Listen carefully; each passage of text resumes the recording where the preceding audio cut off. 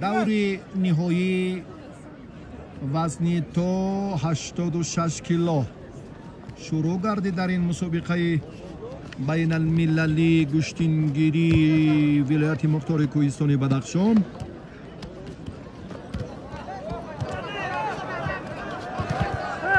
خیلی حرکت خوبی حق نظر به مشاهده می رسد.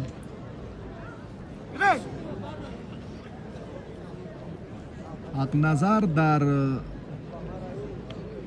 حالت راست بودن حلوک داخله که بسیار شهرت و نفوذ مسابقه های خیلی هم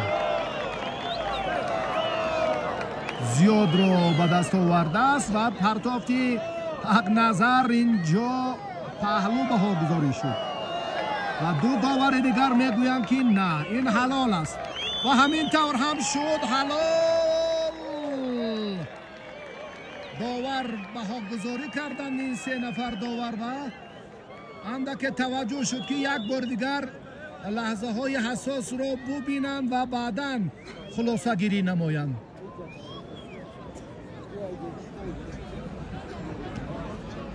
امتیاز داده شده بیکار کرده شد.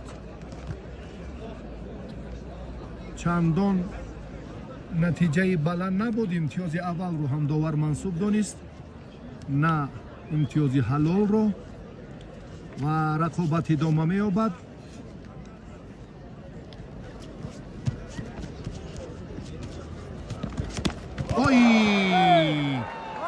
خیلی هم سطحی والا ها، خیلی حرکت خوبی حق نظر، شایسته تحسین بود. پهلو بها گذاری گردید حق نظر. انا این کاملا استعداد دیگر بود و حرکت خیلی هم فوق‌العاده.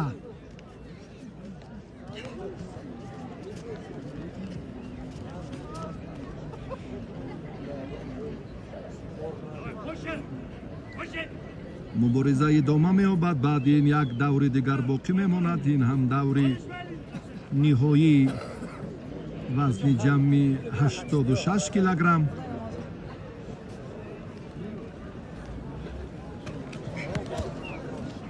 رقابت پهلوانان ادامه می‌یابد. بعد اندک توقف باز هم حق نظر رجوع می‌کند با این حالت مناسب و این پرتاب حتی حلال هم بود. داور پهلو باگذاری کرد، پهلو داشت حق نظر و پهلو حلال و همین داریم غالبی جام رئیس ولایت مختار کوهستان بدخشان حق نظر بحث گفتگو نیست. حق نظر برنده جام رئیس ولایت مختار کوهستان بدخشان در وزن تا 86 کیلوگرم گردید.